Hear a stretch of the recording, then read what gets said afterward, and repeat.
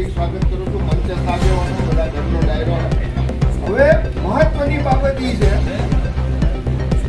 અહીંયા પોપટપરામાંથી આવ્યા છે, 1 નંબરનો વોર્ડમાંથી આવ્યા છે, સાયલાથી આવ્યા છે, વોર્ડ નંબર 9ના છે.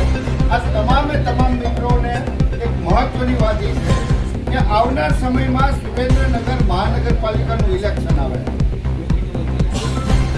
આ ઇલેક્શન આવે એમાં કઈ બે પાર્ટી વચ્ચે આવશે ચૂંટણી થવાની છે તમને ખબર છે?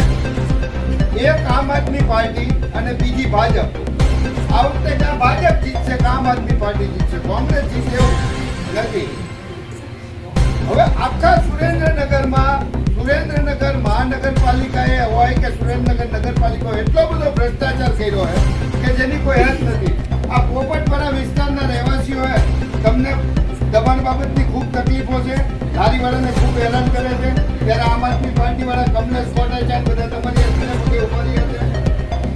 તમારી આ 1 નંબરના વોર્ડમાં પૂરી સમસ્યા હોય છે.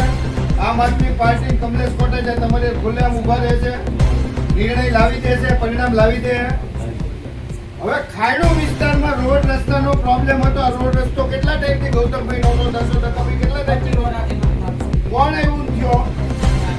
આમ આદમી પાર્ટી કમલેશભાઈ, ગૌતમભાઈ, ડકાભાઈ, અતુલભાઈ, આખી ટીમે આક્રમકતાથી લડ્યું અને કમિશનરને કીધું કે આ કામ કરવું પડશે. હવે સુરેન્દ્રનગર મહાનગરપાલિકાની ચૂંટણી આવતા સમયમાં આવવાની. આમ આદમી પાર્ટી નું સંગઠન મર્યાદિત છે. આમ આદમી પાર્ટી પાસે પૈસા ઓછા છે.